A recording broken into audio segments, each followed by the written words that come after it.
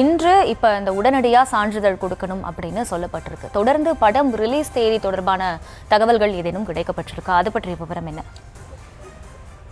நீதிபதி தீர்ப்பை வாசித்த உடனேயே இரு தரப்பிலும் உடனடியாக இந்த உத்தரவு நகல் வேண்டும் என்று கோரிக்கை விடுக்கப்பட்டது. இதனை நாம் இரண்டு விதமாக புரிந்து கொள்ளலாம். ஒன்று, பட தயாரிப்பு நிறுவனம் உடனடியாக சான்றிதழ் வழங்குமாறு கோருவது என்பது இந்த உத்தரவு நகலை வைத்துதான் தணிக்கை வாரியத்திடம் அவர்கள் கொடுத்து இது போன்ற உத்தரவை நீதிமன்றம் பிறப்பித்திருக்கிறது, எனவே உடனடியாக சான்றிதழ் கொடுங்கள் என்ற ஒரு கோரிக்கையை பட தயாரிப்பு நிறுவனம் முன்வைக்க முடியும். அதற்காக அவர்கள் இந்த சான்றிதழை, அதாவது இந்த தீர்ப்பின் நகலை கேட்டதை நாம் புரிந்து கொள்ளலாம். அதே வேளையில் தணிக்கை வாரியம் சார்பில் ஆஜரான மத்திய அரசின் கூடுதல் சொலிசிட்டர் ஜெனரல் ஏஆர்எல் சுந்தரேசனும் தீர்ப்பினுடைய நகல் எப்போது கிடைக்கும் என்ற ஒரு கேள்வியை முன்வைத்தார். அதற்குதான் நீதிபதி 11:30 மணி அளவில் இந்த உத்தரவு நகல் இணையத்தில் பதிவேற்றம் செய்யப்படும் என்று தெரிவித்தார். ஒருவேளை அவர் எதனை மனதில் வைத்து இந்த தீர்ப்பின் நகலை கேட்டார் என்பதை நாம் உறுதியாக சொல்ல முடியாவிட்டாலும் கூட, ஒருவேளை இந்த சான்றிதழ், அதாவது இந்த தீர்ப்பினுடைய நகலை வைத்து அடுத்ததாக அவர்கள் ஏதேனும் மேல்முறையீடு செய்ய முயற்சிக்கிறார்களா, அந்த முடிவில் ஏதேனும் இருக்கிறார்களா, அதற்காக தான் அவர்கள் இந்த தீர்ப்பினுடைய நகலை கேட்டார்களா என்ற ஒரு கேள்வியும் எழுகிறது. தற்பொழுது சென்னை உயர்நீதிமன்றத்தினுடைய தனி நீதிபதி தான் இந்த தீர்ப்பை அளித்திருக்கிறார். இதற்கு எதிராக அவர்கள் சென்னை உயர்நீதிமன்றத்திலேயே இரு நீதிபதிகள் அமர்வில் அவர்கள் மேல்முறையீடு செய்யலாம். ஒருவேளை இந்த மேல்முறையீட்டை அவசரமாக விசாரணைக்கு எடுத்துக்கொள்ள கோரி முறையீடு செய்வதற்கு வசதியாக தீர்ப்பு நகலை கூட மத்திய தணிக்கை வாரியம் சார்பில் கேட்டிருக்கலாம். எனவே இந்த விவகாரத்தில் தற்பொழுது முதல் கட்டமாக ஜனநாயகன் படக்குழுவிற்கு ஒரு வெற்றி கிடைத்திருக்கிறது.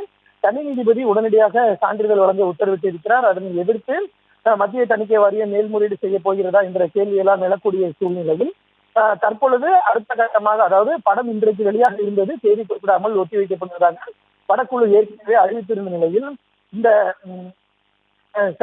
முதல் கட்ட அவர்களுக்கு வெற்றியை பிறகு உடனடியாக அவர்கள் ரிலீஸ் தேதியை அறிவிக்க போகிறார்களா அல்லது என்ன மாதிரியான முடிவெடுக்க போகிறார்? ஒருவேளை சான்றிதழ் கைக்கு வந்த பிறகு உடனடியாக பட ரிலீஸ் தேதி அறிவிக்கப்படுமா என்ற ஒரு கேள்வி எழுகிறது.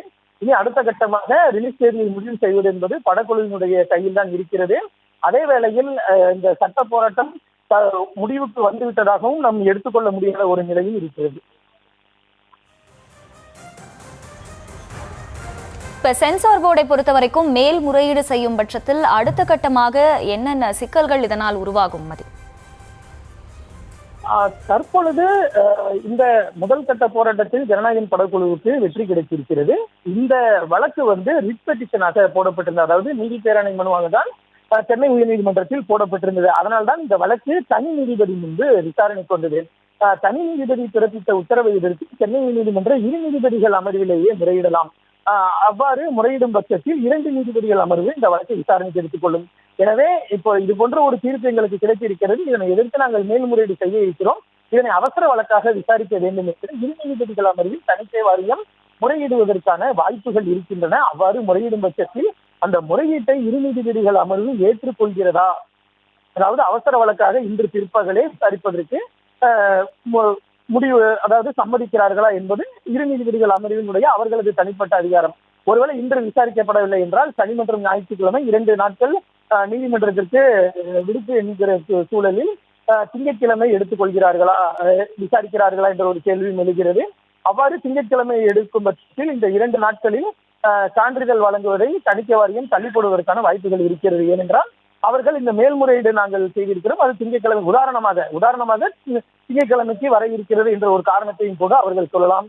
ஒருவேளை மேல்முறையீடு செய்ய விரும்பவில்லை என்றால் உடனடியாக அவர்கள் இந்த சான்றிதழை வழங்கலாம். இது இந்த அதாவது இது தணிக்கை குழுவினுடைய அவர்களினுடைய முடிவுக்கு உட்பட்டது. அவர்கள் என்ன மாதிரியான நிலைப்பாட்டை எடுத்துள்ளார்கள் என்பது தற்பொழுது வரை தெரியவில்லை.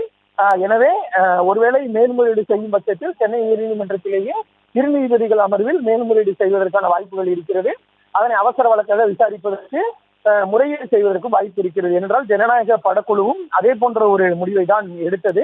அதாவது இந்த வழக்கை அவசரமாக விசாரணைக்கு எடுத்துக்கொள்ள வேண்டும் என்ற ஒரு கோரிக்கையை முன்வைத்ததன் அடிப்படையில் தான் இந்த வழக்கு 2 நாட்கள் விசாரணை நடைபெற்று இன்றைய தினம் தீர்ப்பளிக்கப்பட்டு இருக்கிறது. அதே போன்ற ஒரு நடவடிக்கையை தணிக்கை குழுவும் மேற்கொள்ளுமா என்ற ஒரு கேள்வி எழுந்திருக்கிறது. ஆனால் தற்பொழுது வரை அவர்கள் இந்த மேல்முறையீடு செய்வது குறித்து அதிகாரப்பூர்வமாக எதுவும் தெரிவிக்கவில்லை.